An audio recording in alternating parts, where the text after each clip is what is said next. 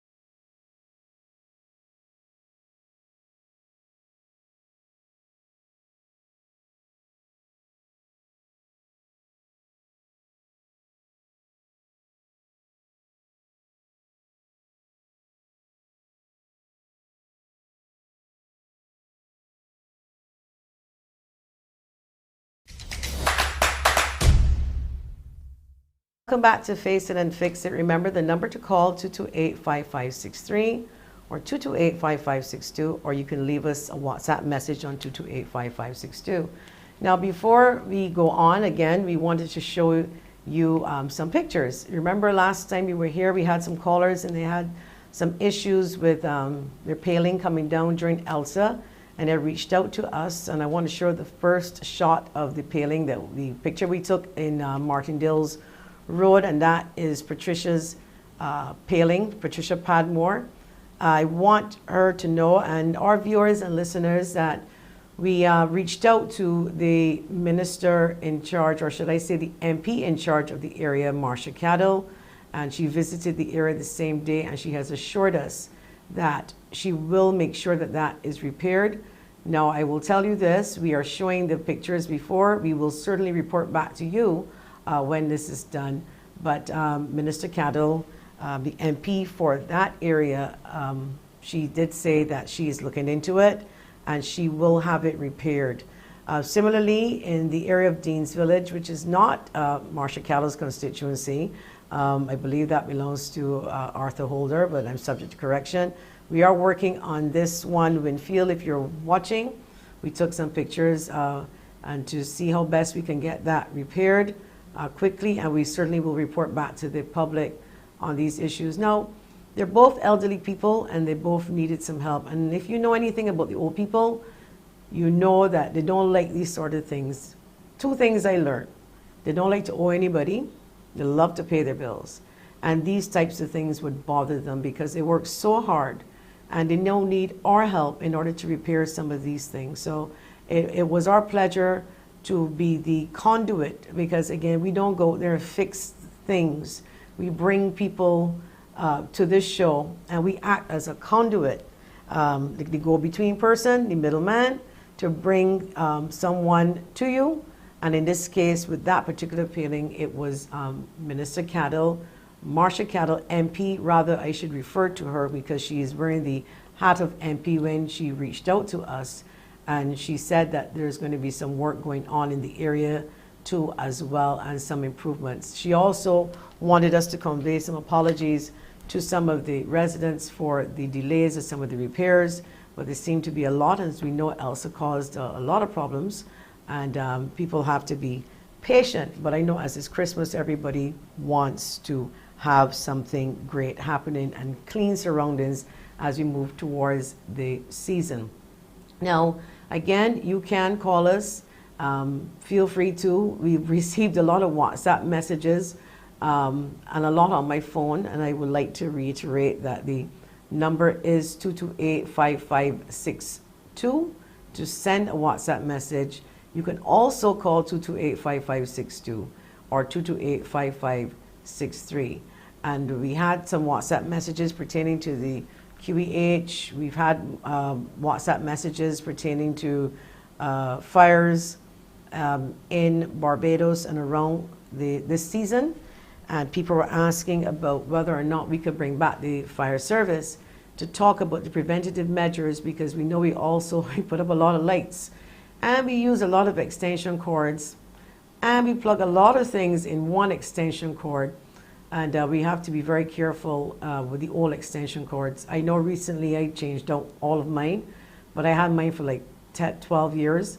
But by the time you plug in something and it's sparking rather, I think it's time for you to make the change. In addition to that, we also had people appealing for some assistance. Some we will not share on the air. But again, let me just assure you that we can do everything that we can to help you, but we might not be able to help everyone. But as the producer always reminds me, to let you know that if we can't help or anyone can sort of assist you, and if we have the answers in terms of pointing in the right direction, we certainly will do so. So we're going to share some WhatsApp messages with you right now.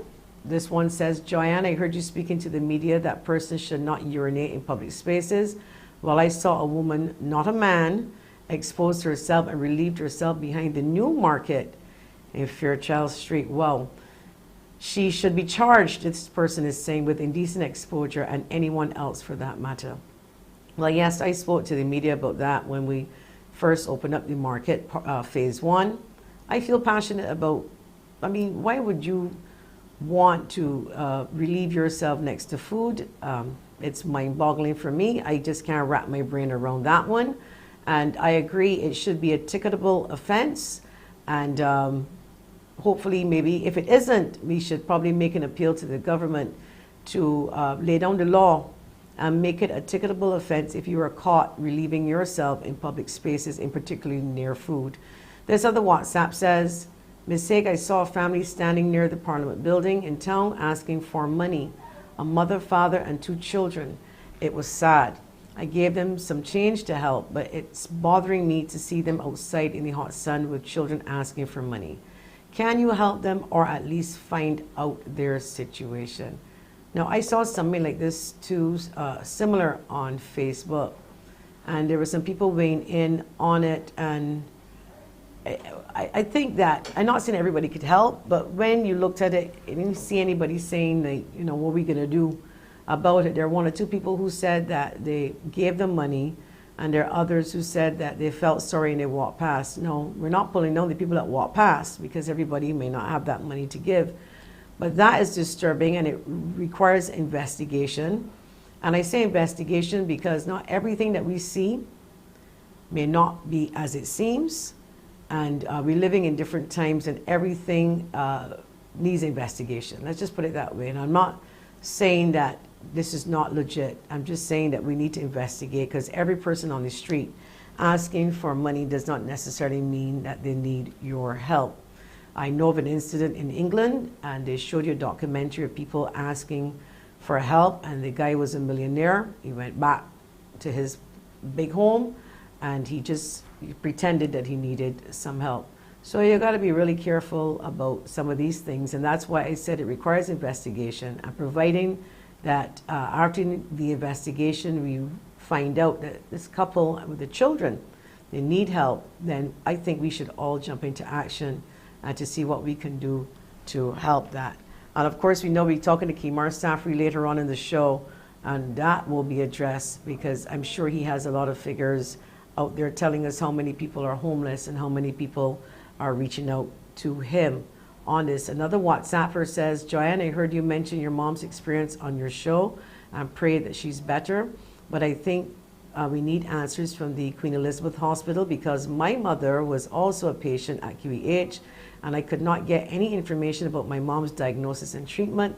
No one communicates with you, I believe that might be with you, and when they do so, they give you abrupt answers. That is coming from someone. Thanks very much about asking about my mom. She's a little bit better, as best as she can be under these circumstances. But yes, Queen Elizabeth Hospital, as much as we respect the work that they're doing, we love our doctors, we love the nurses, we love the cleaners, the orderlies, the kitchen staff, much respect to you. But you know, where you can improve, you need to improve. And people are asking, begging you for proper health care. And I'm not saying that the system does not give it to you, but of course, no one wants to be that person, to have that story about QEH did this and QEH did that, or QEH killed my brother, or, you know, people say those things. And even though that may not be true, just remember, when you lose a loved one at the hospital, the first thing they're going to look to do is to probably blame someone. And that's probably one of the first signs of grief, from what I understand. But the place needs some more improvement. That's a given. The accident and emergency in particular needs a little bit more attention and a proper workflow plan as to when you get there, what happens after the screening, how long you wait depends on the situation. And then the accident and emergency should tell us who comes to the accident and emergency. Because if you stump your toe and you could go to a private doctor or the polyclinic, then go there. Because if you have to wait 3 days and then you complain, you know, people will say, well, it was not an emergency. So we have to be able to differentiate between what is and what isn't. But when I say that, we got to look at the other side of things. If I am home and I stump my toe and I'm thinking that is the worst thing in the world and I feel as if I can die, I go into the QEH. So we say that, and then we don't know exactly to what extent as to how we feel when we have urgent situations happening with our health. We have another WhatsApp. Ms. Sig, do you know if the QEH is only doing emergency surgeries? What is happening to the scheduled ones? Good question. We will reach out to the hospital. We did before, and they were supposed to come, but unfortunately they could not make it, and we have not been able to reschedule. But I believe now, given the WhatsApp messages, that we will certainly reach out to the executive chair, Mrs. Bino Sutherland, and to see if she can have a team ready to answer some of these questions.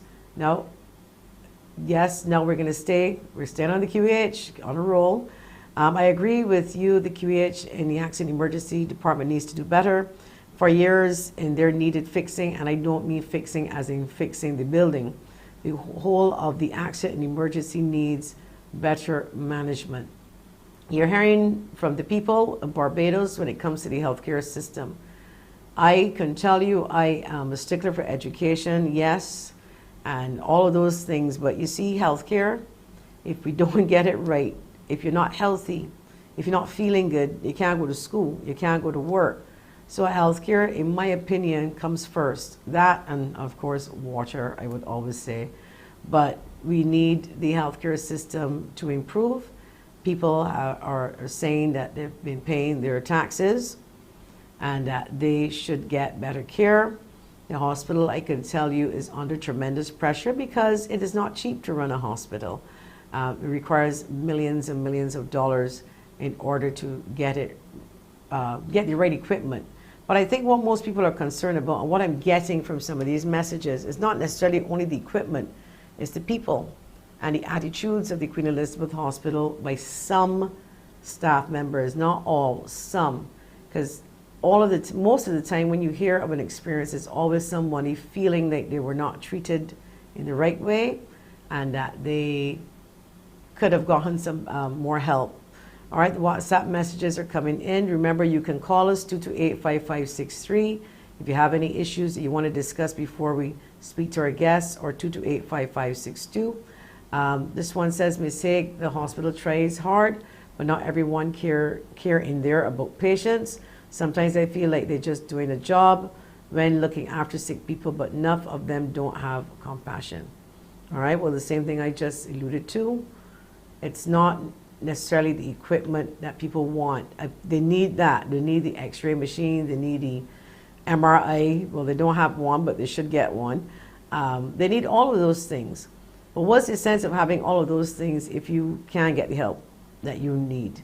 So there needs to be more of a balance. Now, again, we're not knocking the QEH, but these are people who are saying things that they've experienced. I know that there are people who had good experiences too. But the problem is no one shares those experiences. Everybody shares the bad, and no one really shares the good as much as they do the bad.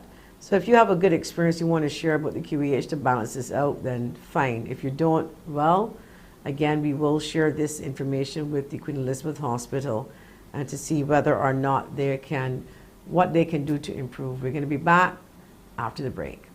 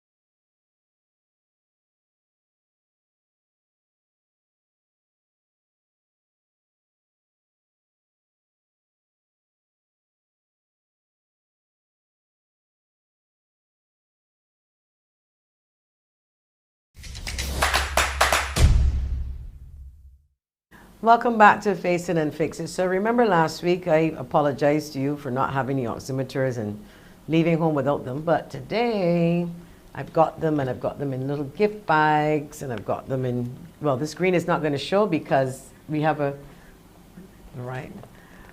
So we're gonna have these bags for you at the front desk. The names of the individuals, you will call them today. It's a pulse oximeter. You need to put batteries in because we didn't put the batteries in. And they will be left at the front desk, and you will be contacted today. So please remember, and I do apologize because people were reminding us about their oximeters, and we want to make sure that you get them, and we put them in these gift bags for you. Similarly, the persons who sent us information about the wells, that we now need to sort of expand on that program. We want to be able to make sure that you get your $25 mall cash compliments of Sky Mall.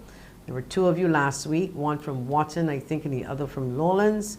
The mall cash should be here on Monday at front desk in an envelope with your name on it.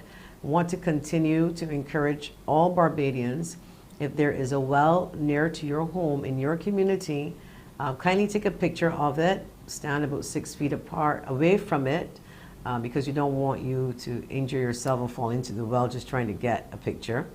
And send it to us at 228-5562, and with your name and address, and you will receive, as a token of appreciation. It's not a competition. It is just a way of saying, look, I want to participate in this. I want to make sure that no one drops into that well, because after we get all of this information, we want to share it with MTW, and we're hoping that MTW can come around and put some caution tape and maybe some metal stakes around it, and protect, sort of keep people out until they can actually cover the well. That way that every Barbadian will know exactly where these wells are, including people who hike. There are people who do hike in some of these areas and they don't know. We also know of NCC workers and the same MTW workers falling into wells, and then we hear about the injury, and unfortunately I will never forget that death of the young man from the Pine who died a couple of years ago. You know, may he continue to rest in peace, and we don't want those things happening anymore. So we encourage you to send your pictures. You can do it all now. You will receive $25 in mall cash, and what mall cash is at Sky Mall is that you can use that at any of the stores in Sky Mall, including the supermarket, and things like that will come in handy. Now, one person did ask me yesterday, I met these 2 young guys in the store, same place where I got the little gift bags from in Emerald City, and they said, you know, I live 6 places though, what if I take 6 pictures? I said, well, all these 6 places you live got wells? He said, well, no, but I can look for them. And I said, well, I'll tell you what, don't go out of your way. If you know that there's a well and it's a danger to the public, take the picture. But he wanted to know if somebody else took a picture of the same well, what happens? I said, well, it's the first person who submits the picture of that particular well will get this $25. So for those of you who may be wondering, what happens if 5 pictures come in with the same well? It's the person who actually takes the picture first will get that $25. On another note, I want to let you know or remind you that the vendor's bill has now been passed, and I think next week we will have the president of Barvin coming on to talk about vending in this country and the new rules or going ahead and things that will make life easier for vending. However, from what I understand, that the headlines in some of the other newspapers could have been a little bit misleading, because no one is saying that you can pick up a tray and sit down anywhere and vend. There's still rules and regulations that we have to go by, and I encourage you to look for that bill and read it, because a lot of people are turning to vending in this time because a lot of jobs are no longer there, and because of COVID, and a lot of people are hitting the streets to vend. Some of the vendors that I see, however, that is of concern to me are the ones on the highway. Now, honestly, some of the best vegetables you can find, Yams look good, the cucumbers look great, the coconuts always, as we know, selling. But it's a danger, I think, as far as motorists, they're concerned, because a car can easily run off the road and hit that vendor. And we also know that people, you know, when they're pulling off the shoulder and you're driving at a speed, you can hit somebody. And that happened to me. I didn't hit anyone, thank God, but people just sort of come off the shoulder and you're coming down the highway blaring down, and you got to kind of veer off of them, and they're pulling off slow, and it's an accident waiting to happen. So it'll be interesting to hear what is happening with the vendors on the highway. We don't want people to feel that they can't vend, from what I understand, but people need to do it in a safe way, safe for the vendors, and obviously safe then for the general public as people go up and down the highway as well. So that is one issue that is on the, it's on the talking points right now. So people are aware of this new vending bill. And if you're not, you gotta go and find it on the internet and to see what it's all about. Good morning, here's another WhatsApp. I have been trying for over a year to get my 2019 income tax refund from BRA. BRA. Have been calling and speaking to everyone and getting all kinds of replies. The last reply I got was that 2019 tax refunds are on hold to pay out in 2020 refunds. To pay out 2020 refunds, can someone please assist me with this?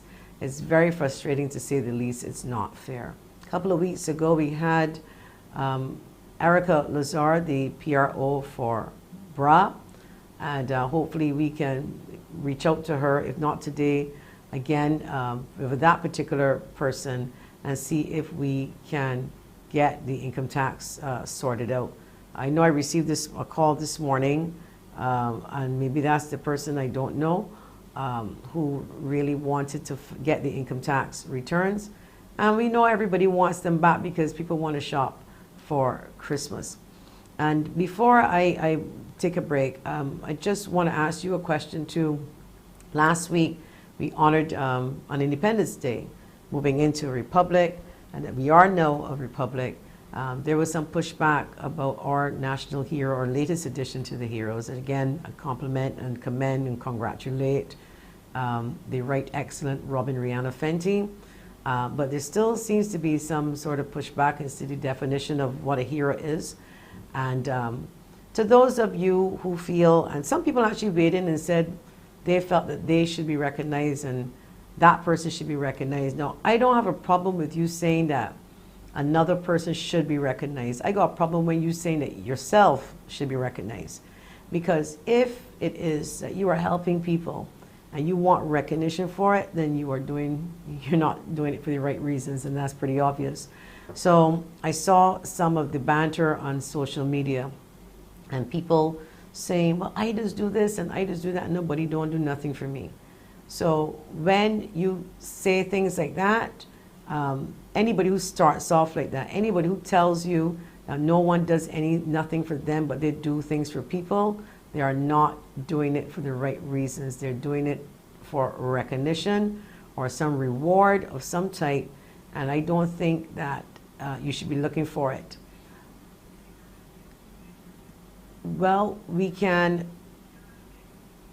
okay, so thank you so much. Sorry, you see me nodding my head.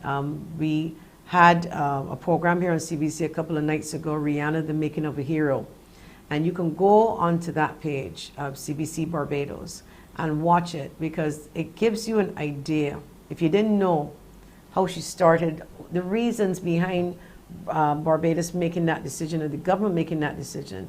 Because I think because y'all don't see her here and you hear all these different problems, you're not thinking that she's not doing anything or she's not doing enough for Barbados.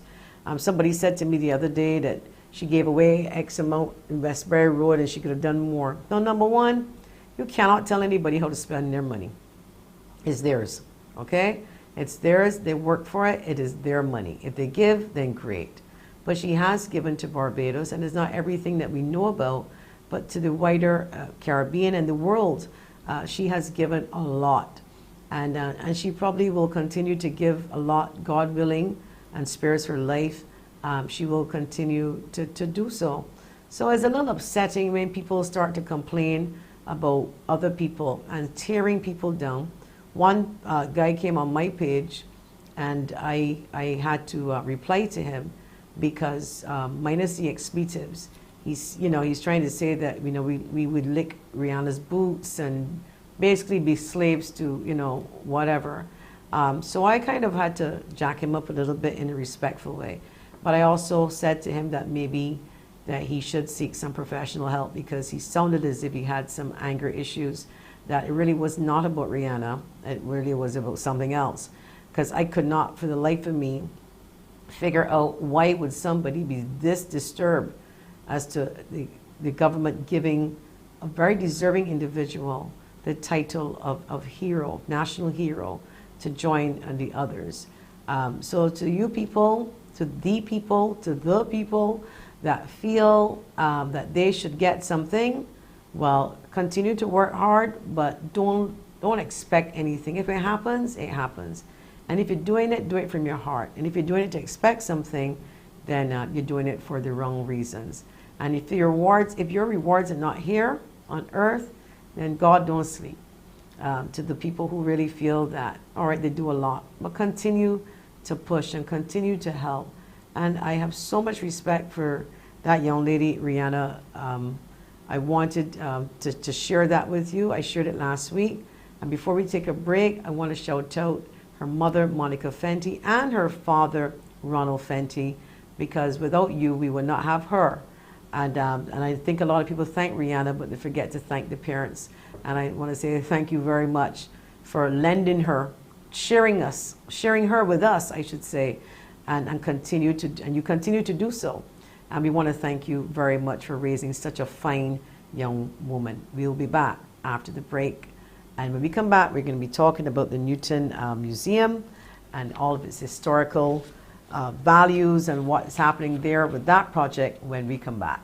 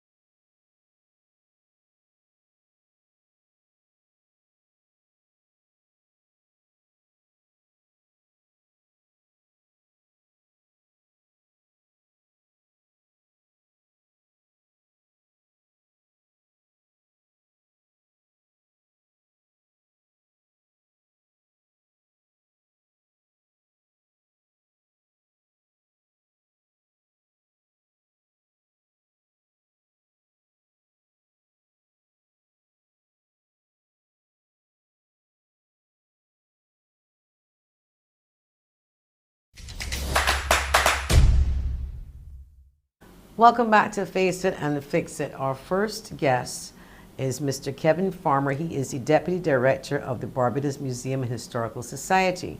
Now, of course, we recently, and I think it was December 3rd, Prime Minister Motley had a press conference.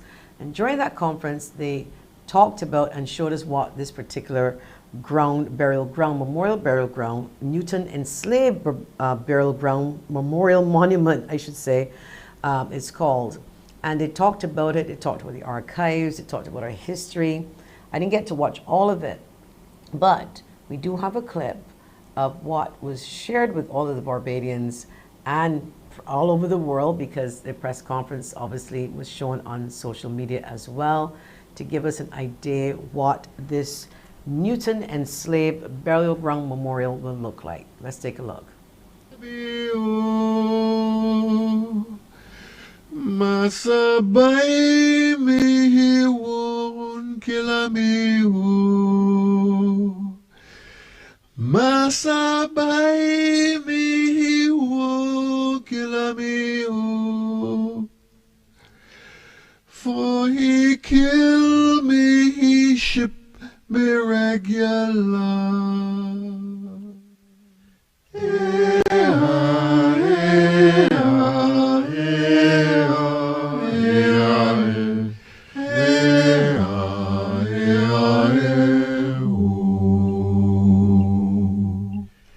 Oh, I live with a bad man, oh Lord. Oh, I live with a bad man, oh Badabo. Oh, I live with a bad man, oh Lord. For I go to the riverside regular.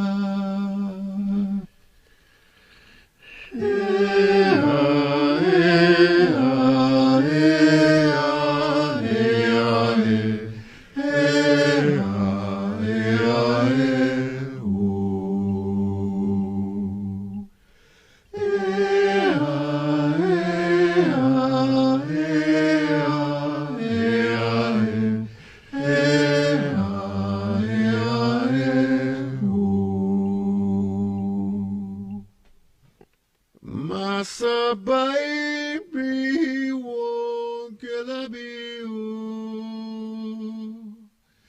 Massa baby won't. Wow, that gives me goose pimples just watching it. That's new for us, huh? That's breathtaking, and I can't wait to see the finished product of what that looks like when it's done. So welcome to the show, Kevin Farmer, Deputy Director of the Barbados Museum and Historical Society. Welcome. Hi, good morning, Joanne. Thank you for having me, and in a way, good morning, Barbados. Hi, so we just saw a clip of what the Newton Enslaved Burial Ground will look like. It's a monument to the nation's enslaved ancestors that will serve as a place of remembrance, honoring those individuals impacted by the effects of forced migration. And from what I understand, there are about 517 ancestors found there, but you can correct me. Well, So tell us a little bit about this, and for those who didn't have a clue, because truthfully, I did not have a clue until I saw a piece of that press conference, because there's one thing that this part of our lives in Barbados, the culture, the history, it's something that we now seen emerging a little bit more under this administration in particular. And it's very, very important. I think people just forget, or they only think about slavery and that's it. But there's so much that went on in Barbados, and it even showed me that sometimes we even are singled out as being the only country that experienced X, Y, or Z. So if you can start by telling us the significance of this enslaved burial ground. Well, we don't have a lot of time, so I'll try to make it as succinct as possible.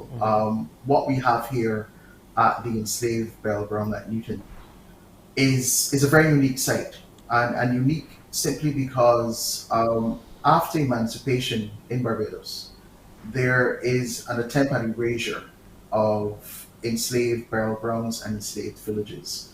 A lot of them are plowed over and put back into sugarcane. Newton, because it's on a sloping pasture of roughly 2 acres, where, as the old people would say, you could only plant sour grass, it was not plowed back into cane. And in a way, this has been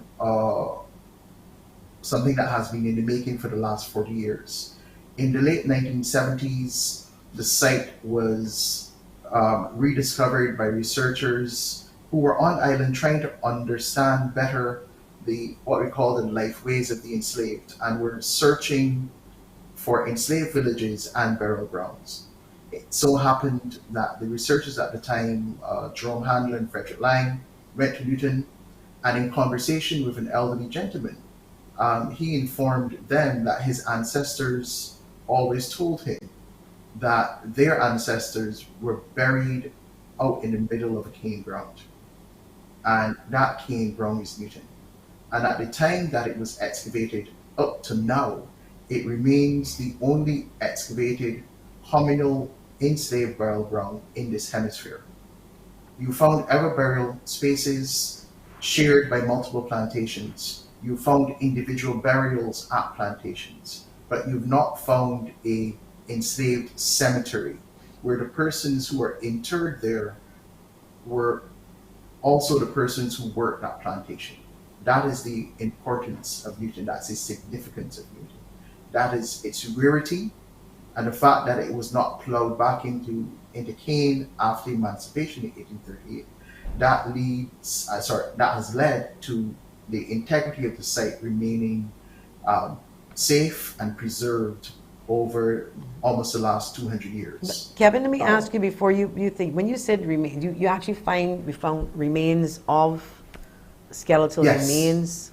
yes, Okay, I just want to be clear that people, skeletal remains, and the approximation at this time is that there are 570 persons who are buried at that site. We are still continuing some non-invasive techniques using ground penetrating radar to try to see if we can find more. But so far, the approximate is 570 interred individuals. And for those who would have visited the museum over the last, let's say, 30 plus years, we do have some of the artifacts from the burial ground on display. We don't display the skeletal remains because that's not ethical to do so.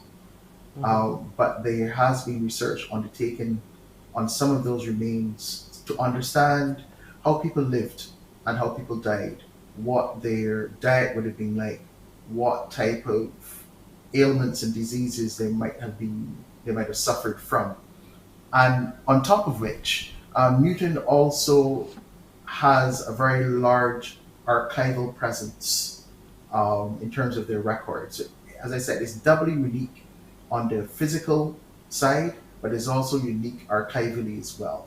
And what we're trying to celebrate here is our ancestors in a space that we know this is where some of them are interred, and makes it so powerful. And the video that you spoke about, everyone who's seen it, first time it got unveiled to the committee, goosebumps, tears, especially when one recognizes that the song that you're hearing is actually a slave song, sorry, an enslaved song from Barbados that is perhaps one of the oldest enslaved songs, again, in the hemisphere.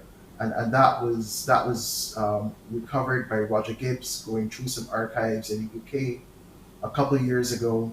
And in fact, that particular song, in conjunction with the archive in the UK and the Barbados Museum, has been inscribed on the Memory of the World list.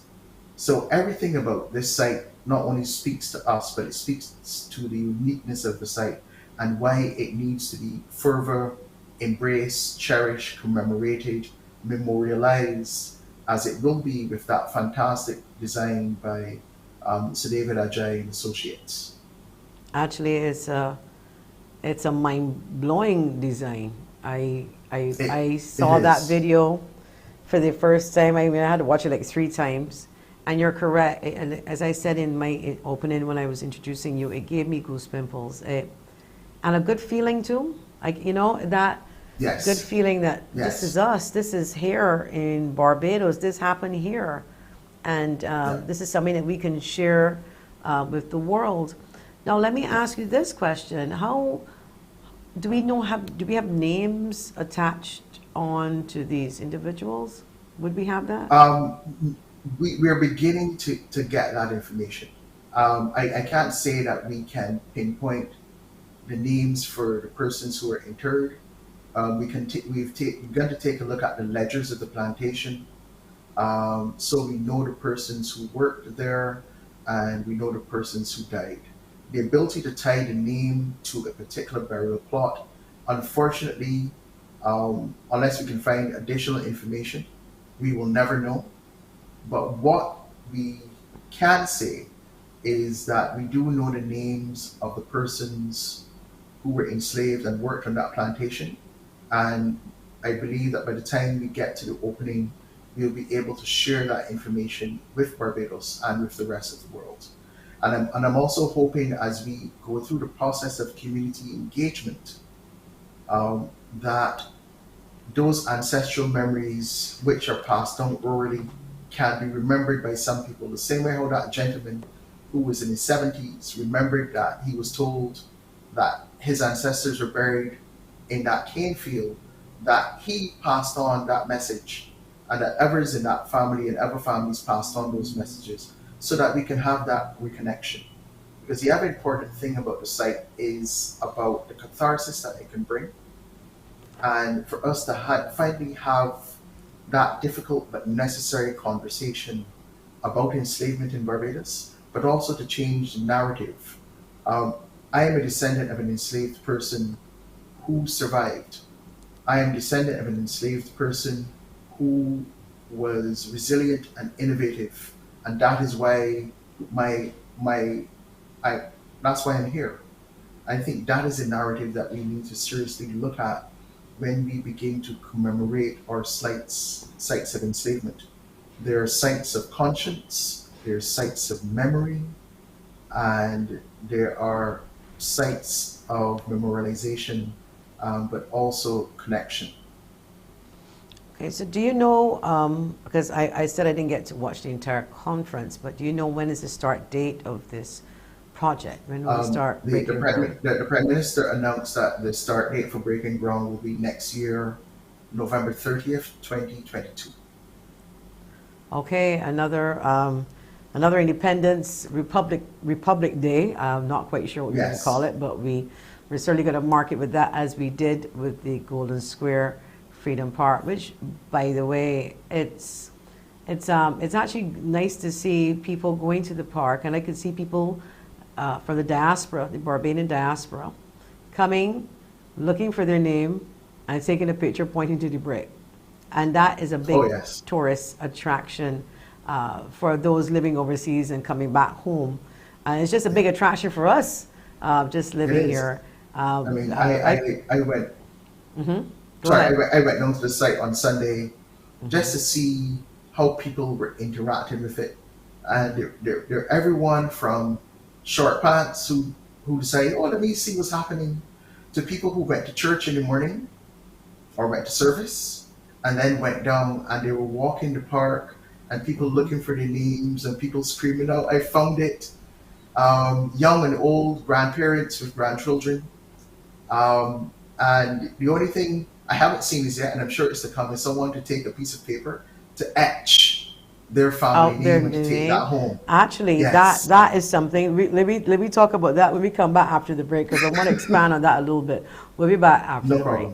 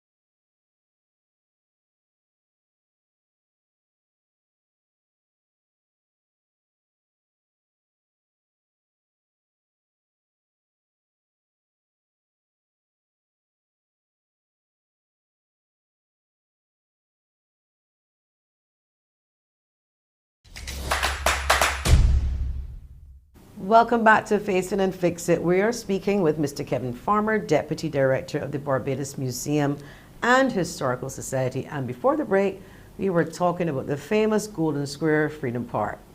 Kevin, welcome back. So I wanted to share, I started to share some of this information last week because I showed some video, or should I say still shots, some drone shots of the park. being constructed, etc. So I was a part of the process from the beginning. And I can tell you that the Prime Minister, and this is not giving her props, not that she need any more, because she got a lot. It was her vision, because the bricks actually was something that Prime Minister Molly, before she was Prime Minister many years ago, wanted something like this. So there were some bricks already etched with other names years ago and stored. And I want to also mention Denise Minard Greenidge. She is very outstanding in visual arts and the development of visual arts in this country. And so Denise Minard Greenidge, more or less, did the bricks. And I remember, because she has an accent and contributed a lot to Barbados, she said, Joyanne, what do I do with the double-barrel names? And I'm like, well, if the name are called Brathwaite dash Richards, we captured Brathwaite and we captured Richards, so there was no need for the double barrel, but a lot of work went into the park. And to see it now blowing up like this, I don't even know if the Prime Minister herself visualized how great it would have been. And for those who don't know, she probably would not say, I would say, it really was the Prime Minister's baby. And that wall was very important to the Prime Minister that we got it right. And we also know, and if we can plug this too, that people may not, if they don't see their name, for whatever reason, you know, there are thousands of names and you might be a little oversight, that there's spaces left to put in those names. And they can call 836-4629. That will be BTI through myself. We will make sure that the names are on. But when you talked about etching it, somebody called me and told me they want to get a piece of paper and do this thing. So I'm like surprised now, smiling to hear that you say you're surprised that somebody ain't get this piece of paper and etch out the name. But a good idea. Yeah, it's going to happen. I mean, this is a wall that celebrates us as a people, that speaks to the last 400 years, but even goes back further, because there are those people who were here before us. And that's captured in the wall, in the mural by Juliana and others, in the word Ishuruganayim. And recognize that when we say Ishuruganayim, we're talking about this island's Amerindian place name. We're talking about the island when, as earlier than 2000 BC, so we're almost looking at 6,000 years of human occupation on this island. And that is who this wall is celebrating, the known and the unknown. And that they've all played their part, literally brick by brick, in building the island as we know it. And as for Denise's contribution, as you said, this again, like Newton, has been years in the making. For Denise, it's almost 22 years in the making. When the then Ministry of Education under the minister back then, in Mayor Mort Motley, along with the National Art Gallery and others, came up with a way of commemorating the site as a space of Golden Square. People might not remember, and Ambassador Commichon reminded people. I was just about to call his name too. Very instrumental in that part. Very as well. Instrumental of the amphitheater that was there, and the fact that this wall was to be there. And back then it was a linear wall, basically from was it not probing, forget the name of the street, back to Jessamy. Jordan's Lane. Ran the entire length of Golden Square. But here we have a semicircle, which is even a better design, because life is circular. It is cyclical, to remind us of who we are. And I dare say it is that naming and the use of the form as circular that you see reflected in what David Ajayi has proposed for the memorial at Newton. And we will, I believe, be projecting those names of the persons who worked on the plantation onto those walls as well. And I think that is significant. We need to name things. People need to see themselves reflected in our recovery and discussion about our past. And it's not a past to be ashamed of, it's a past to be celebrated and embraced and to have discussions about. So I look forward to that. Well, the only thing Uh, that somebody messaged me about is said, be careful they don't mark up the wall when they're sketching, which well, is true. hopefully not. But again, think of go back to school. You got a 25-cent piece. You put it on the desk. You put the paper over it, and you simply etched it. It didn't mess up the 25 cent unless you press too hard. Well, perhaps this Um, is something that we could offer, maybe people coming in, because Golden Square will have staff, they do have, and it's going to yeah, be managed properly. That's in the process of yes, being fine-tuned, and maybe paper can be there already with the yeah, Barbados emblem on it to hand to you yeah, with the correct whatever, so that if you wish to sketch, you can have that material and it be managed somewhat yes, and carry and home. I think it's a good idea. and carried home. It I think is. it's a very good idea. I'll give you one name that's not there. That's interesting, Was that? and it is Barbados as a surname. Really? Yes, Really? Barbados. Someone had that as a surname in the late 17th to early 18th century. Okay, well, I So would there you check. go. Because we have the list. There are some people who said, wait a minute, with that name no sound Bajan. People have to understand the wall is about builders of Barbados. So you could have been Ying Pang Wu from China Yes. who came and set up your life here in Barbados. You contributed, you paid taxes, Yeah. you actually Yeah. ended up with an ID card. And yes, but no, but also people need to realize that this island has not come about in the last 100 years, and there are surnames that are going to be Portuguese and Portuguese Jewish, and that are going to be Muslim and Hindi, that are going to be English, Scots, Irish, all in between. These are the people who made this space, and it literally is from A to Z. There are quite a few. There are quite a few surnames ending in Z that I'm sure a lot of Barbadians haven't heard because those families perhaps have moved on. They perhaps have died out. They've migrated elsewhere. Um, but at the end of the day, it's about a celebration of us and a recognition that when we talk about us, we're not talking about the immediate two generations back to your grandparents, but we're going back six and seven and eight, or sometimes 10 generations removed. And also to understand that in that, we're speaking about those forced migrations during enslavement, after emancipation, and those in between that led people to this rock. And that is part of the celebration of Golden Square. Someone was just writing to us, a WhatsApper was asking the question as to how will we get people interested in our heritage? Because we're talking about all of these things, but how do we get people excited? I guess that probably would be the marketing aspect and the educational aspect of it to get people interested. Well, what I'll say is this program does that. The mere fact that you can go to Golden Square from 9 o'clock in the morning, and I passed up there at 7 o'clock last night.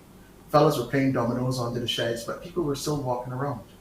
Um, that shows you that there is a great level of interest, and it's for us now to build up the programming and the content.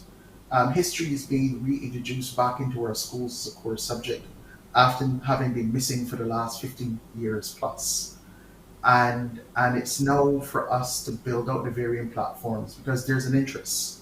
The fact that so many people have written on Facebook about the memorial and what it means to them, not only here in Barbados, but in that Barbadian diaspora, shows that there's not only a willingness, but there's an interest. And it's for us to recognize that and to embrace it and to begin to build out the content and the programming that will help those persons to not only enjoy, if I can use that word, but to understand. And not and his publicist, but I'm going to signal out Matthew Clark's Hard Air series, um, where he utilizes Barbadian folk characters to tell rather poignant stories about us. That's an embracing of history and culture right there. So there are many different ways that we can speak to this, and I believe that not only is it coming, but it is that slow awakening and understanding and embracing of who we are in all of its totality. the difficult and the good and the bad and the in between, that we are now willing to really have those truthful discussions about and to manifest our identity in those various ways. And that's really important. So let me ask you about the museum itself. Do you have a Facebook page? Yes, the Barbados Museum does have a Facebook page. We also have an IG profile You have an IG as well. account. We have an IG account. We are not even reinventing. We're recreating our website, so you'll probably see that in January. But we're very active on Facebook and very active on You're IG. active on Facebook, and you said to type in Barbados Museum. Barbados Museum and Historical Society, and give me a sec because I don't always remember these things. Well, I'm gonna see if I can find it because I'm gonna start liking the page. Yeah, please do. Because when a for person IG, asks about Barbados Museum. how do we get people interested, and we know that Facebook, social media right now, Barbados Museum. Yep, and IG is Barbados Museum. Okay, so it might be a little bit slow inside of the studio because of the Wi-Fi, or should I say, even though my data, but here it is. But Okay. it's important though to have that for people to know that, and you said it's updated on a regular basis. It's active. Yes, it is. Very, very, very active, very responsive. If you leave us a message, we'll probably get back to you the next day. And if you go there right now, you will see the video that you just showed on the memorial, on the proposed memorial. The latest thing you posted is coming up to Christmas, asking people to come and purchase a gift certificate.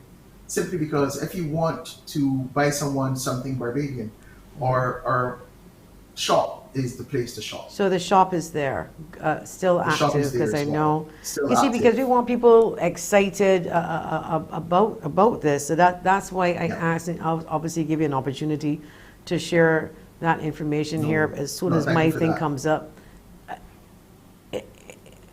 But we're speaking both about your Instagram and Facebook. You're talking about. Yes. Both pages are active. Both pages. Okay. Both pages are active. So and what I'd like to say. producer may be typing it in so we can put it on the screen, but hopefully we'll be able to find it. Yes, go ahead. Thank you very much.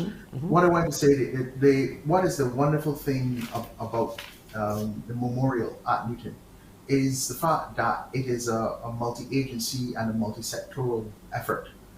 It is both public and private. It is both government and CSOs who are involved in making this a reality. And I look forward to not only the museum, but all the other partners over time having this opportunity to talk about the importance of that site. I thank the producer. There Yes, we go. there we have the page. have It the is page active up. because the video is there. Rihanna's there with the governor, Yes. not with the president of The president, Barbados. with the president That of means we Barbados. got to get accustomed. We got to get accustomed. With the president, our Yep. newest hero is standing next to the president, so I Yep. can see that it is, and it looks very good actually. Oh yes, and in fact, I'll invite people down. We have a Republic exhibition up that's going to run through to the first anniversary of the Republic. If persons go to Barbados Beyond Boundaries, they can leave a digital memory of their feelings about the Republic. Because what the Republic is, it is tracing that fight for greater democracy and greater freedom that started with the first set of people who are landed here forcibly, indentured as well as coerced Amerindian people, as well as enslaved Africans who land here simultaneously in 1627, and that they have been fighting for freedom since then. And that is, in a way, how we should understand what being a republic is that continuation of sovereignty and social justice and discussions around reparative justice is why we have reached where we've reached, and why it continually must be nourished and discussed and embraced by all of us. Two more questions before we go, because we have to wrap up. Did you see the section of Golden Square that has all of the old artifacts, Yes, oh dear Lord, the enamel cup and the different things, yes, and yes, you know, yes. You know, the Those, youngsters probably don't know. You know, obviously the teenagers probably know, but that's what we need to no, educate them. yes. And let's put it this way. I truly look forward to the programming that's going to be done and the curation that's going to be done in the square. It's amazing. That particular installation, you can spend an entire day deciphering what that installation means. You can understand what they're trying to convey, what the occupation of the people would have been, what they were eating on that given day.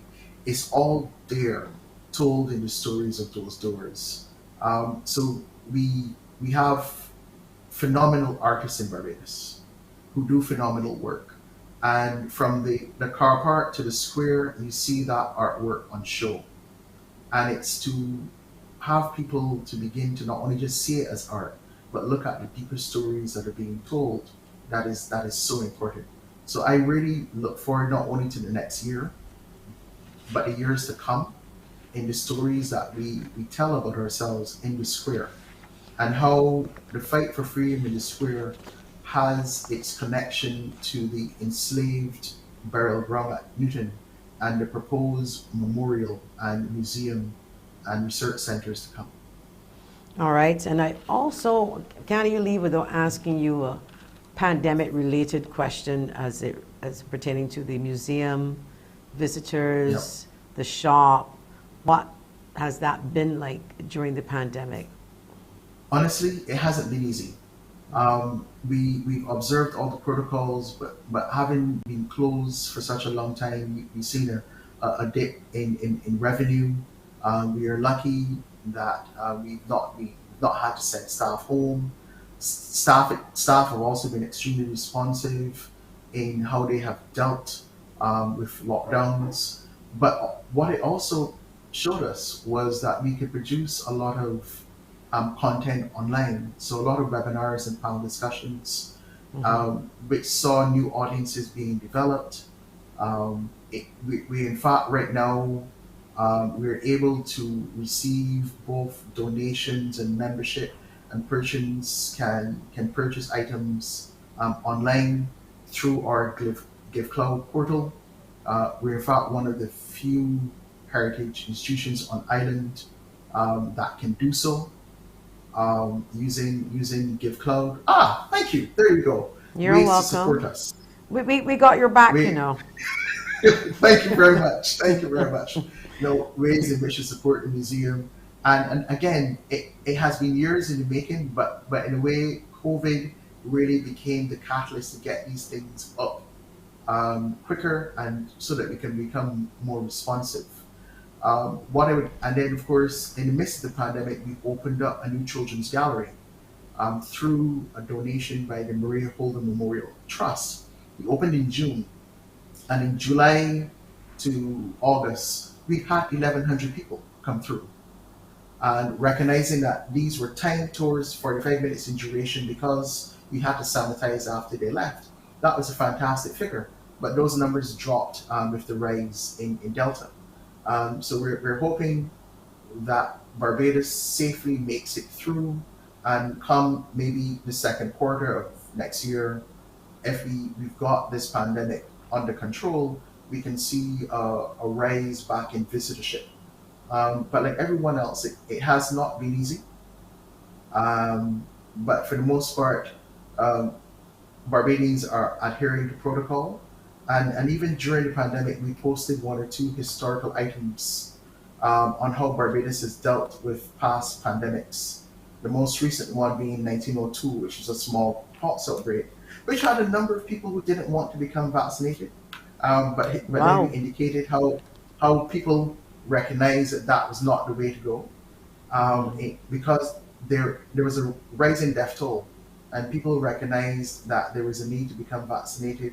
Vaccination centers got decentralized in 1902, so it wasn't just your doctor, but your pharmacists, and I think some shopkeepers in particular districts could dispense a vaccine. So there were multiple ways in which the government at the time dealt with those issues. So that's why history is so important. We learn from it. We just need to take the time, take a look back to see what were the mistakes done, but also what were some of the positive things, and to learn from them as we move forward. So a question was coming in for someone if you can sort of talk about Pelican Island being the place Okay. where we used to put the cholera patients. Pelican Island was one of the places where you put anyone that had infectious diseases, not just cholera or leprosy. Until of course you built your leprosarium, as it was called, down at the Lazaretto. And for those who remember the biblical stories, Lazarus had leprosy, hence why spaces for lepers are called lazarettos. But we used to place people on Pelican Island as a way of quarantining them. Um, and it worked in some instances, and in some instances it didn't.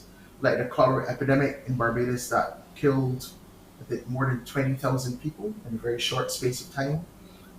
Even their burial spaces on island we don't build on. So there are certain areas along the Maxwell Coast Road and even down at Bats Rock where you're not allowed to build because these are in fact the burial spaces for persons who died during the last cholera epidemic. And the one at Bats Rock is actually signed, so you know that it is a cholera burial ground. Uh, Okay, so so and we've done various measures over the years to deal with epidemics and pandemics. so okay, money question, money question.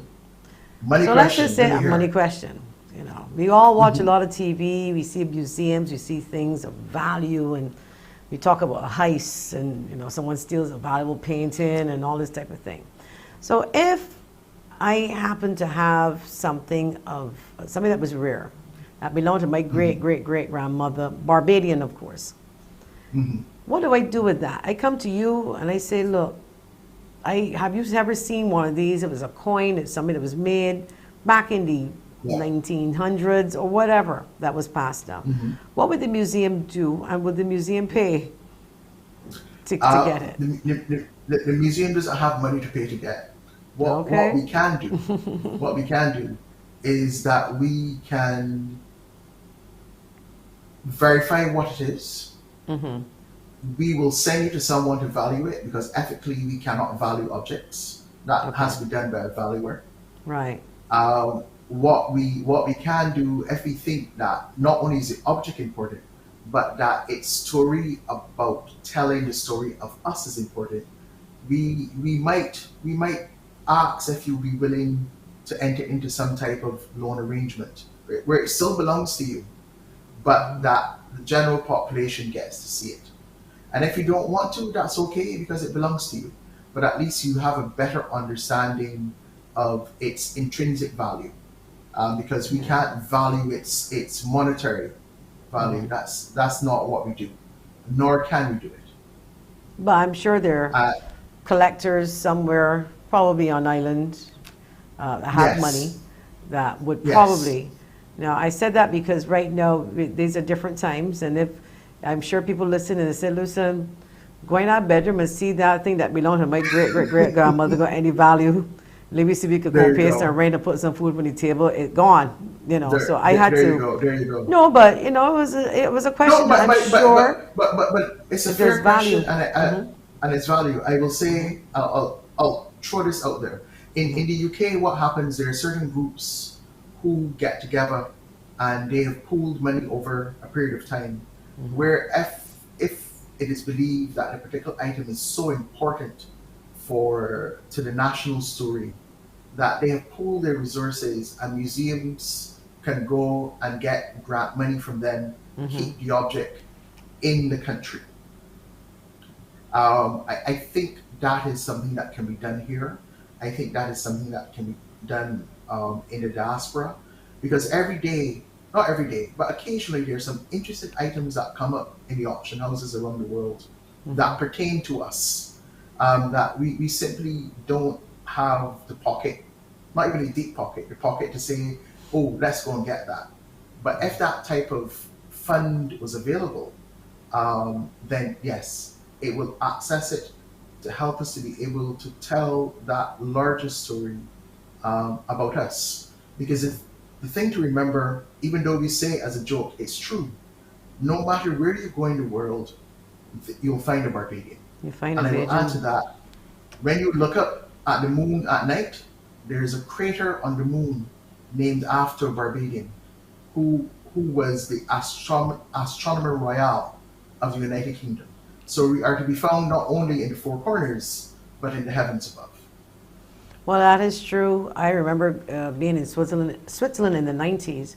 I went to this bar, and lo and behold, who working behind the bar is a Bajan. I mean, like, wow, somewhere in There you Bern. go. I mean, I'm like, of all places, There you know, go. you found a Of all Bajan. places. So it's true. Yeah. Everywhere you go, and I'll say this though, and maybe I wasn't as patriotic as I should have been growing up.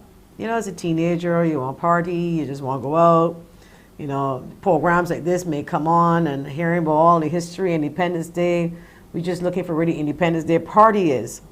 The older we get, we so much appreciate our history and what it means to be a Barbadian. Honestly, the Yeah. night of November 30th, I don't think I've ever felt that proud. I was so proud. I was so impressed by even the show that I was like, whoa, boy, this thing is like world class. And it's probably, Yes. if not probably the best show that we've ever put on, I think, thus far.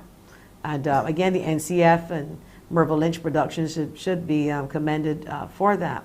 But in wrapping up, I want to give you the final word about what would you like us to know about other projects maybe come in, and this project that we just spoke about, and the museum in general. Yeah. Well, thank you. I mean, the other project coming for us is the museum is in the process of redeveloping its core galleries. And we've been asking Barbadians to tell us what you would like to see at the museum.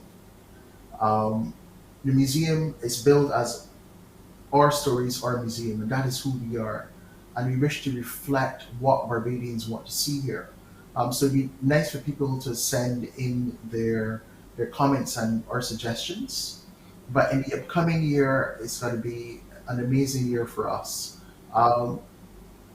With government and partners to see the memorial at the Enslaved Burial Ground being produced, in having discussions about what the new look museum should be for our core galleries, to have people be more involved in the various exhibitions, and to visit our children's gallery, to visit our Republican exhibition, and to recognize that the museum is yours and that we reflect you.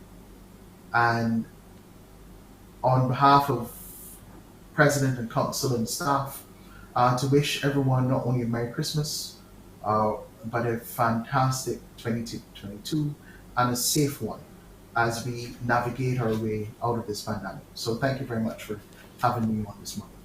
Thank you so much for coming. I think that this was an interesting one. You're a good seller on the products that you. No, I gotta commend you, Kevin. Honestly, you were good. And I'll tell you this, because Thank I you. think what people want now is to make projects like this and the museum to sound sexy, you know, to sound appealing, and you want the younger people to be more interested, and I think you did a Yes. great job about that, with that. Thank And you. moving forward, if you could continue to do it in that way, I believe that you would encourage a lot more persons and answer that person's question when they ask, how do you get people interested in this? Because I know that unless you're studying it and then you have an interest, the average person, you know, if it's a party, attach onto it and go like, oh boy, you know, they got something happening in the museum.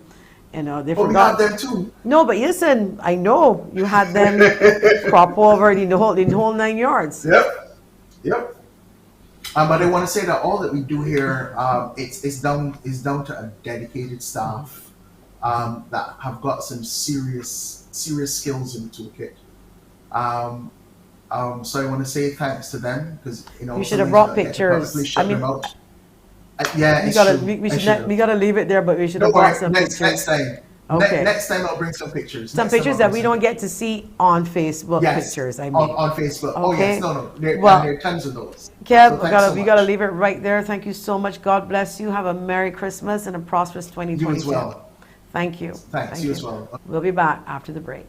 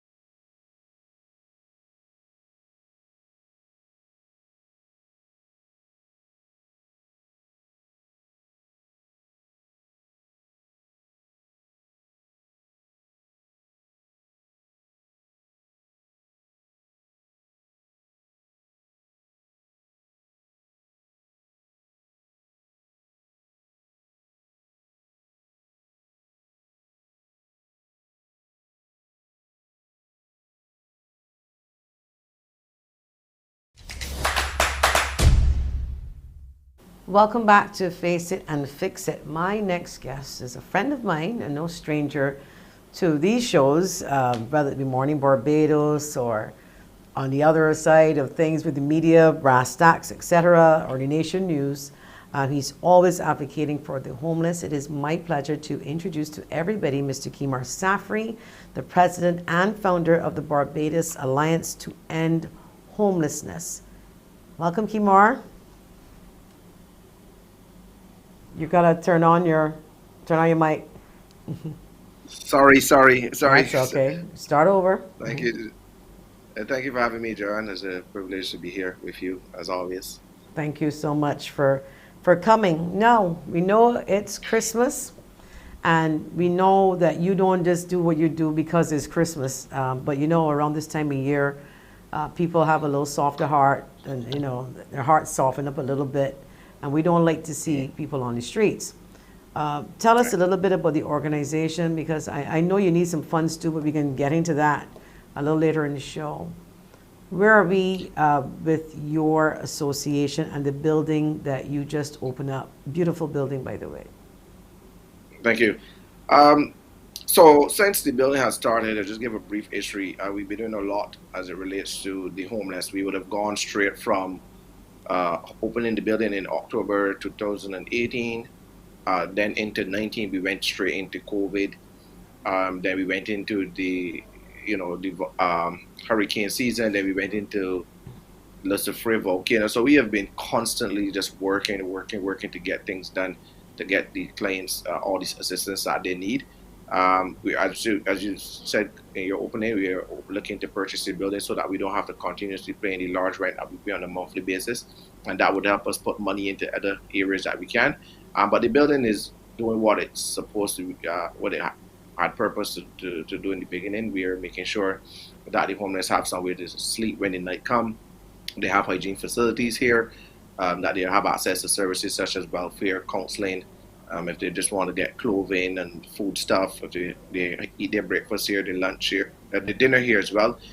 So we are doing a number of things, Jaron, as it relates to making sure that we can provide all the necessary services that are needed for the homeless. I remember when the pandemic started, and of course people were more concerned about their families, and understandably, and I'm sure you had to make sure that home drum was beating first, but you were out there advocating and worrying about the homeless, and catching this virus, and you had your rules about how they can come into the shelter, so you had to make some adjustments to yourself. Tell us a little bit about that, and how has this pandemic impacted your ability to service them in the way you normally would prior to the pandemic? So the pandemic has made it harder. Obviously, the rules are really stringent. Some of the clients are not all au fait with the rules. Seeing that you have, like for example, you're subject to questioning when you come in. Have you been in contact with persons that would have had COVID, or anybody with sinuses? Do you have sinuses, or any effects that symptoms that are associated with COVID? So we have them being checked constantly. They obviously, the clothes that they wear on the outside, they cannot wear on the inside, so they must have a fresh change of clothing to come inside the shelter, or we will provide if they don't have, or we have our pajama set for them. And they have to constantly wear masks. They have to keep distance from each other. They have to sleep head up, head down in the dorms, so nobody's facing each other. There's a lot of rules, but at the end of the day, it's protecting them from each other. It's protecting them from us, our staff, and obviously vice versa. So everything we do is basically to protect them. We have the COVID team who would have came here in the initial stages and said, hey, I love the protocols you guys have set in place. It has protected us, because you would have known that we would have had a COVID case here in the building when we first started in earlier, and we were able to protect 42 people that were in the building at the time, where we were all tested and all of us came back negative. Only body that was tested positive was the gentleman, but he came in with COVID. And that our rules protected us. You would have known lately here, we would have had a rise in the amount of persons that were testing for positive for COVID. And we were able to get every single one of them that were tested, just over 20 plus, off the streets and into quarantine and then brought back, they came back into society, that they could use back the shelter again. We would have the vaccine bus here, so we are actually advocating for them to be vaccinated at choice. But the vaccine bus was here a couple weeks ago. We would have gotten just over 30 persons vaccinated. Yesterday they came again, another 20-something was vaccinated, and more going on their own as well and being vaccinated. So we are pushing and we are trying to do as much to fight this COVID. But it has been a challenge for the staff because there's no book on COVID. And most of the rules that we come up with, we have to find them online or work with other international organizations to make sure we put things in place for them. But so far, so good. A lot of work, a lot of people becoming homeless, but a lot more. Well, that's why I wanted to ask you, if you're seeing an increase in numbers, how many people roughly do you have to cater to? There's a drastic increase.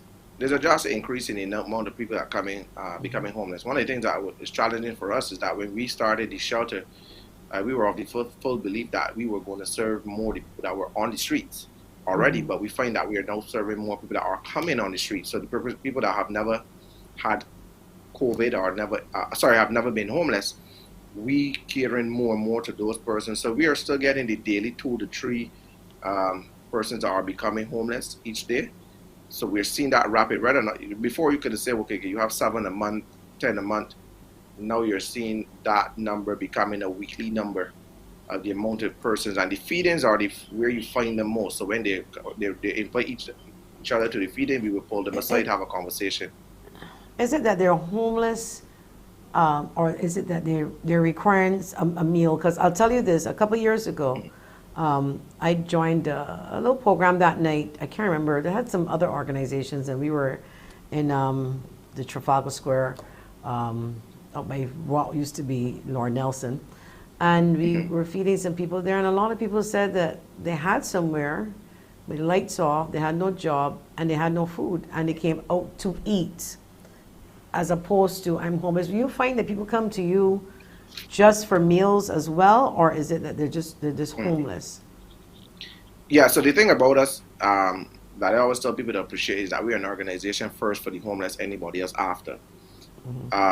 90% of our clients are homeless. We did a calculation yesterday. We have about 180 something persons on file that comes to the feeding, and of about that, and in that number, just about 40 plus are not homeless. And because of the pandemic, and before the pandemic, people would come to us, as you said, saying that their lights are off, the pension is not enough, and what's not. Once we do our due diligence, we will always feed them the first time. But once we do our due diligence and we know that that person is genuinely in need because of their financial situation or whatever, we will continually feed them. So we don't turn them away. But as the first order of the day is to make sure that our food is going to the homeless that we and Barbadians would obviously support. And so, but you do have a large number of people that do come that are not homeless, and we still facilitate as they come. Once the need is genuine. I think that Barbados, in my opinion, is too small to have homeless people. That is the truth. I really do. So what happens after you encounter a person, a family, they're homeless? What's the next step? You help them, yes. You feed them, yes. You give them some shelter. But what happens after that? Because I'm sure you can't sustain that forever. Well, to be honest with you, a lot of persons, let me debunk this myth. A lot of people think that we are a feeding ground or that is what they think the organization is. No, we are first a rehabilitation, reintegration organization, which basically means that our aim is to take people off the street and place them back into mainstream society. Okay. So once a person comes to the organization, we are then able to carry them through a process that takes up to 3 months or 6 months or even longer, depending on which program they fall into. Let's say if the person has a drug addiction problem, we will send them to a psychiatric hospital for a detox program, which is about 2 weeks. Try to get them to the Vernon House, which is about 6 to 9 months, and then they come back to us where they can live in the shelter for up to 6 months on a reintegration program. And that reintegration program will see them going through counseling, mentorship, job placements, help them with welfare, get them the ID cards, therapy, you name it, whatever it takes to get that person back into mainstream society, we will work towards that. If the person just become homeless, like overnight homeless case, they can use the shelter, and we would try to work with welfare or the different organizations to help them get back on their feet and back into society quickly. Those are the things that we don't really talk much about, which I feel we should more often, because people misinterpret what the organization is here to do. Our feeding is what we call a catch 22. We are basically trying to catch the person that are homeless, and once they're feeding, they're going to come to us, and then we can provide our services. They meet with Miss Harewood, who's the case manager, and then they go through counseling, they go through a number of programs, and the whole aim is to get that person off the street and back into mainstream society before that person go to the level of vagrancy or chronic homelessness or chronic vagrancy, which is like, for example, the Ninja Man, the Ahmed stage, or on drugs, where they really can't come back in some cases because, they may be fixed on it, and it becomes harder to work with that person once they fix on the drug. So that is basically, in a nutshell, what we do, Jerry. We're much more than feeding, and feeding is just a small component of what we do. We offer 30 services here for the homeless. So some of the reasons that you find that people say that they're homeless, you want to tell us how they become this way? You mentioned about, okay, maybe addicted to drugs, but what are some of the other reasons people come? Okay, so when I first started, I was always of the notion that people become homeless because of drugs, because that's what I've been hearing all my life. We find that family is the number one cause of homelessness, where, in families, people fight for land, people fight for this. You are not working, so we push you out. Everybody gang together on you, push you out. They're a person with mental health challenges, and a lot of us do not know to identify mental health challenges in person, especially from a young age. So you see them behaving in a way, you say, well, man, he just mad, he just stupid, he just whatever, just a child. You come up with all your own conclusions, but that person is probably developing a mental health challenge that needs to be sorted out early, but because we don't know how to identify it, it doesn't. There's a drug, but that's like the third or fourth reason. But family will be the first. You put mental health as second. You could put drugs as third. And then, there's other things that could fall on, from girlfriend and boyfriend issues, husband and wife issues. There's some people just trip, as they would call it, in different things in life. I know of cases where people were bank managers and just gave up on life. So there's a number of reasons, but your three main reasons will be the family first, the mental health second, and drug will be third for us when we see the amount of persons that are becoming homeless. And if I may add, the homelessness is actually also in a certain demographic. So between the St. Michael to Christchurch, that is where 90% of your homeless is coming from. And the other 10% is broken down into different parishes, because there may be what you call community homelessness or community vagrancy. But most persons that become homeless come from Christchurch or St. Michael, and that shows that poverty plays a role as well in homelessness. I know of a young girl, and she has a baby. Recently, it was the last couple of weeks, I believe that she was a sort of a temporary resident by you, family issue, but she couldn't bring the baby because apparently they're not allowed to bring children there. Is that correct? Babies? At our shelter? Yes. No. Our shelter is equipped for women, men, children, and babies. So Okay. I bring on babies' purpose. Well, we do have a nursery for our we're babies. still investigating the story because they claim that the child care board took the child from her because she had nowhere to live, and that gave her a few weeks to get her act together. So I'm not sure then which shelter. It would not be here, because we've had cases where people have had babies from here. In terms of like people were pregnant and their water broke in the shelter, they left. What in some cases like these, John, what we find is that I find that the state need to play a little bit more in how we handle these things. There was a case where a young lady was pregnant from the shelter. She was pregnant, her water broke in the shelter.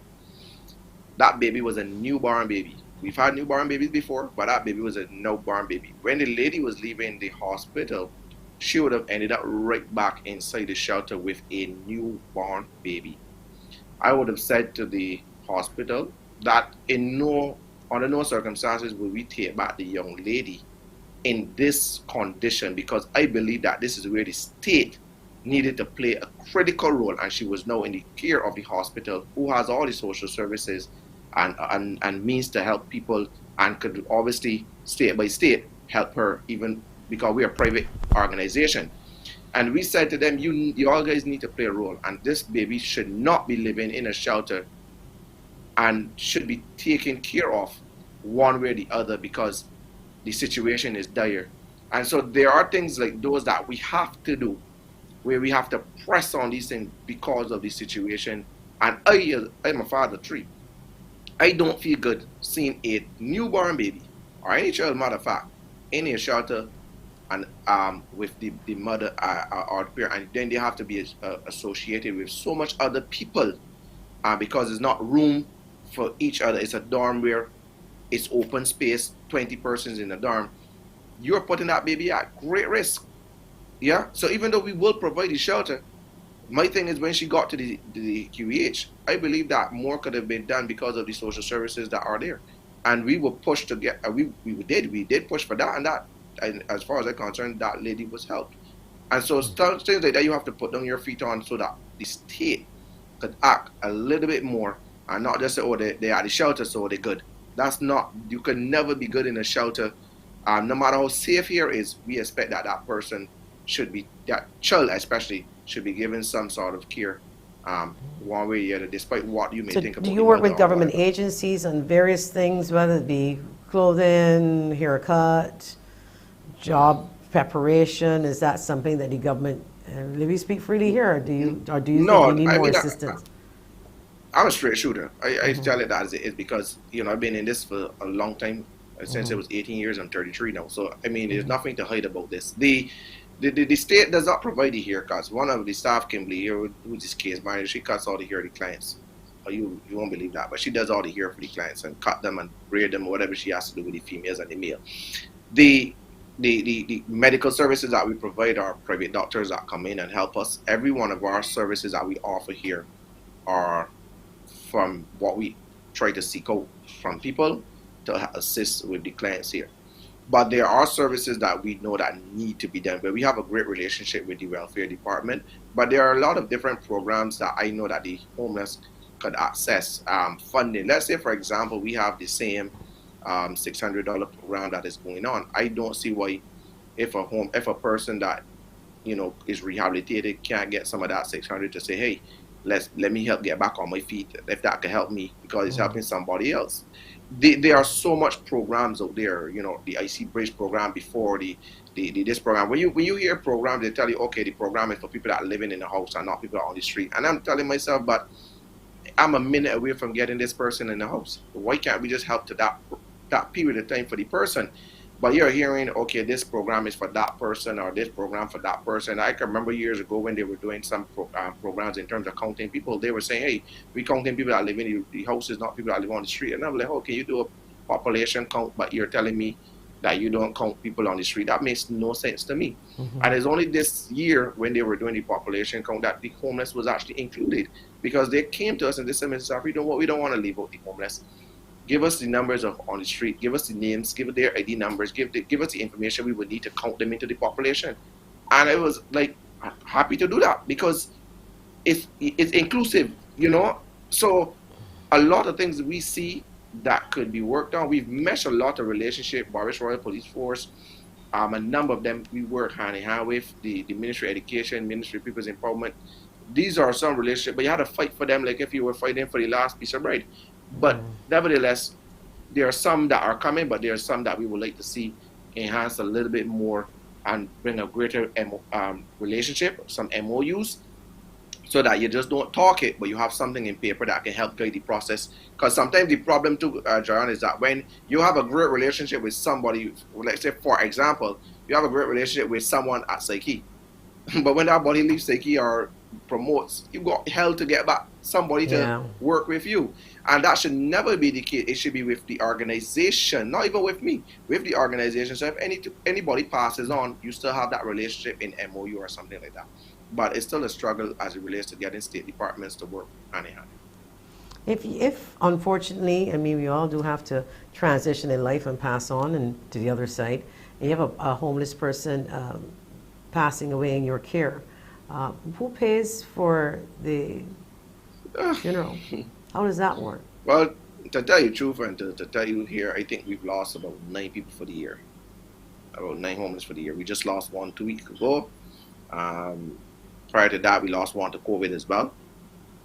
And it was one that we found that had COVID, and he would have came to the shelter, had some symptom. Well, he was good here, and then he went to the hospital with sickness, and then he was transported to Harrison Point. Then he died. In most cases, the state will have to, or they will have, what we do know is that every homeless person that is here has to give us a next of kin, at least 2 to 3 people. Whether or not you are on good terms with them or not, we need it. Because far too much time in the past, we had to be the one identifying bodies. When the police find anybody on the streets that had died, they had to call us and we had to go and then identify it. We can identify most homeless because we have their faces and we have their details and we have all the information, their health issues, anything you can find on a particular person. Once we know them, we have a full documentation on them, and we're fully digitized, so we can take our system anywhere in Barbados. But on the funeral end, once we identify them, the state will have to bury them because we don't have the funding to bury someone. So the state would normally bury them. My staff attend all the funerals to make sure that they had a proper burial, or that somebody was there, even if anybody don't turn up. In some cases, you find staff families turn up. I've had cases where family turn up from overseas because somehow some of these guys have money, they're saving it in the accounts, and the family come and they do a small funeral and they take all the money and they run back to the States or wherever they go, and that's it.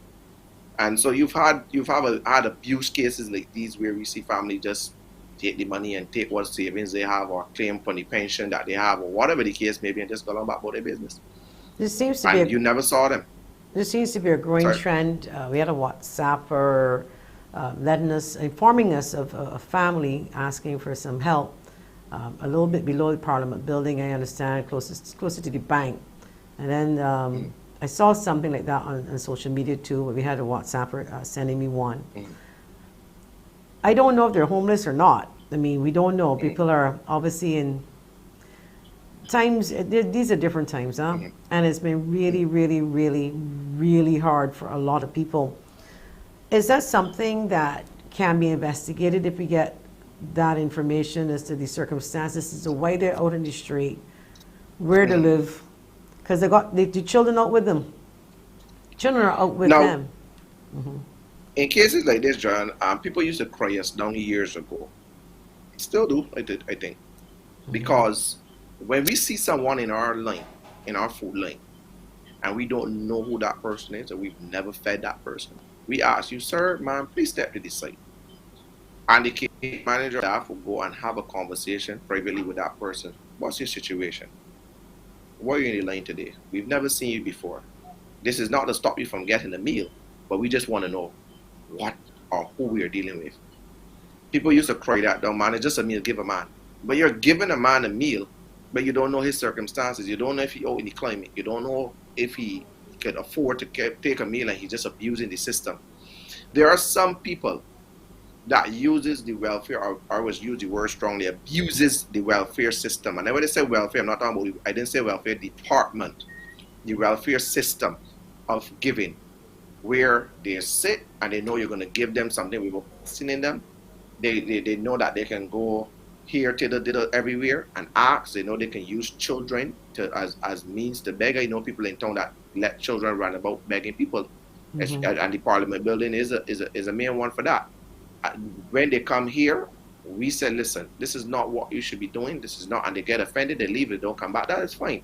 But we're not going to stand for people abusing the system when we could be working with somebody who is desperately in need of something. But stick a pin, I can tell you this, there are a lot of people, and I've met, Lord knows, I actually had to pray and said, Father, Lord, show me who I got to help and show me who I got to leave, because people will come with some stories, and you got to be honest with them. These are people who come to manipulate the living daylights out of you. That is a fact. And it takes away then from you spending time, resources on your real situation. So I was having some issues there too. For the last 2, 3 years, I realized, I changed up a lot now because you can get asked a million and one questions. And if you think that I am being rude because I'm asking you, if you need help, then I need to know the specifics before I call my friends or call anybody to say, look, this is what's going on. And we certainly don't want to ask people that we know. I don't. I ain't going to nobody that I know for assistance for a case that's not legit. Because then that Correct. impacts my reputation.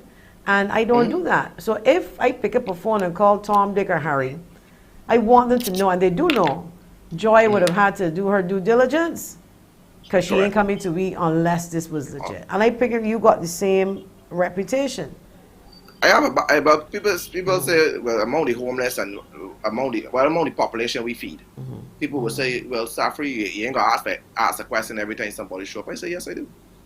This is what had me good. About a couple years ago, I had some meals somebody donated to the organization, and I really wanted to get home. And I went out into Ewa Square, and I gave out all the meals. I just came back about 3, but I gave out everything. I didn't care who come to the car. I just gave out the meals. And I said, man, I got 3 more. I go into the Queen's Park and get these guys that I know in Queen's Park. But I gave away meals like I didn't care. If you came in a suit, I would have given you the meal. I really wanted to get home. But when I got to Queen's Park, there were 6 guys in Queen's Park. And I only had 3 meals. I said, SAFFREY, you knew some of those people that you gave really didn't need it. And if you had took your time, you would not be 3 meals short because you wanted to rush it down or whatever the reason. And that taught me a lesson from that day. Feed who need to be fed and not just give it away because. The resources that people give us has to be stretched first and foremost to the homeless, as I always tell people. When you come to this organization, this is an organization, and we are going to question you. We are going to ask you questions. If you don't want it, well, sorry.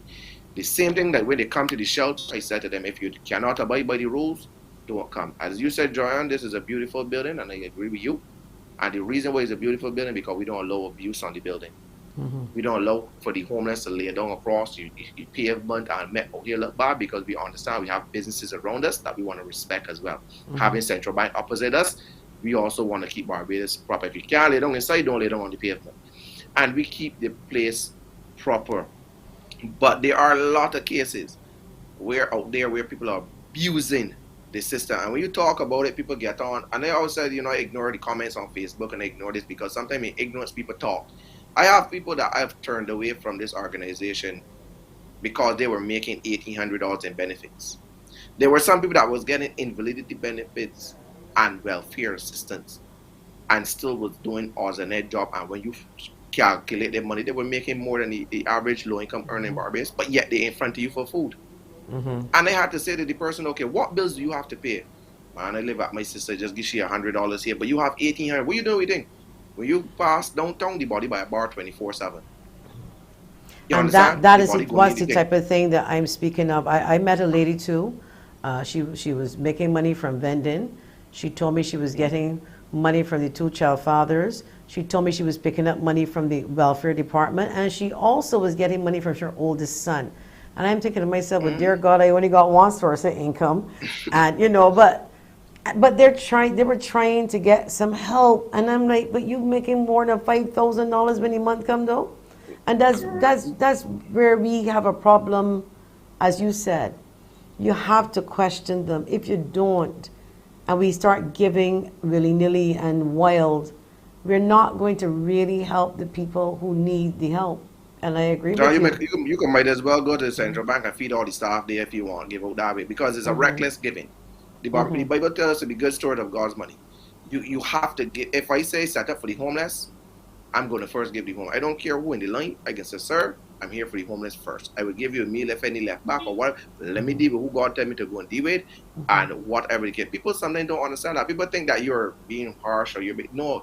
You have to. If I give John, if you came in the line and they gave you that meal, after I gave you that meal, knowing you work and knowing you have an income, and then I see John who come in and dragging his feet and he ain't got nothing. I just SAFFREY man in hungry bar. I said, boy, he asked me to John, but John ain't gonna turn around and give that meal to him and say, well, you know what? Let me go home and boil some hot water, drink. He said, right, you're gonna eat that meal and they have to then look for something else to give him or her that is dragging their feet coming along. So that's why I'm always careful of how do we do things, and we have to do things in a principled way, and in a way that when you look, you can say it is well done, and not just give it because you out of ignorance, or I just want to give a meal, and you don't know if you're feeding an angel. Well, you don't know if you're feeding a demon either.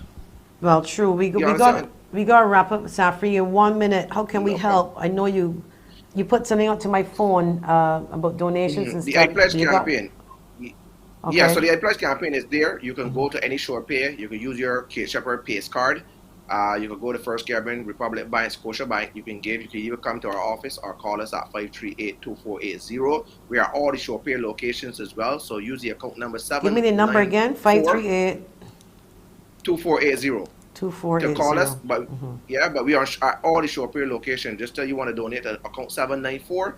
You could also call us on your accounts. We are all over the place.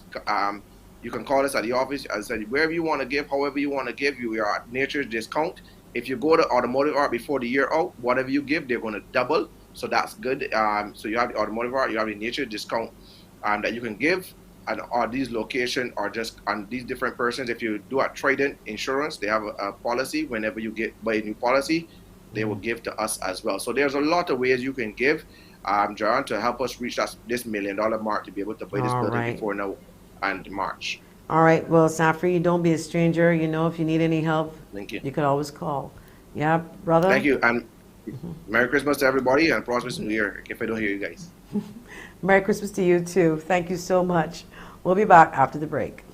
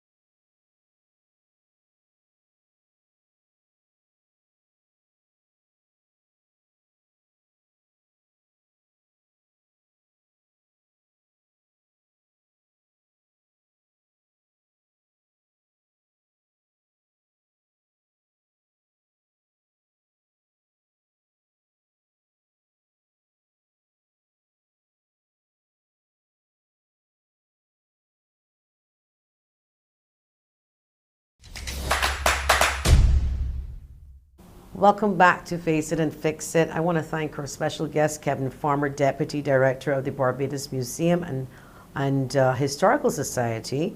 And of course, we were just speaking to the President and Founder of the Barbados Alliance to End Homelessness, KEMAR SAFFREY. As the Christmas season approaches, I am hopeful that you continue to give to those who need and to identify those genuine cases. And it probably could just be people in your neighborhood. You don't have to go out of your way in case you don't know a particular situation or case. But it is Christmas and it is the season to give. But I'm hoping that outside of Christmas and coming January, that we continue to help each other, because there's no way we're going to ever get through this. There's no way that we can survive without each other. Now, I would love for you to tune in tomorrow to the link up with my good friend Peter Aline. And yes, Sky, who's watching, Sky does not miss Peter Aline on the link up on the Fridays starting at 10 o'clock. And I believe she is linking up with someone from South Africa. They're going to talk about the Omicron variant tomorrow. And that's Peter Aline tomorrow. And hoping that you tune in to watch the link up at 10 o'clock on CBC TV 8. You can catch her on Facebook as well. And she will be there as always, as she produces this show as well, and she's producing other shows, and she's a pretty busy woman. On Monday, we're hoping to have the president of Barvin. And you know that we've got a new market. We started phase 1. That's open for the food and beverage vendors. We're now working on the fruit and vegetable vendors in phase 2. As you can see, there's a clear space opposite Jordan Supermarket. And I'm proud of the team that pulled that off. And so we're going to be talking to Barvin about the vendors bill, the do's and the don'ts. People, while you're out there, please stay safe. Follow the protocols. We're still in a pandemic, and whatever you do, if you're vending, do it safely. We encourage you to go out there and sell, but there are rules, and I'm hoping that you comply with the rules and don't just set up in front of people's stores, etc., etc., etc. But of course, this country was built by vendors, and that was the way how people got through. My mother started out that way. My sister Judy Lawrence, Selena Spice, she still vends. So kudos to her. Thank you all very much. I'll see you on Monday, God willing. Until, take care. God bless.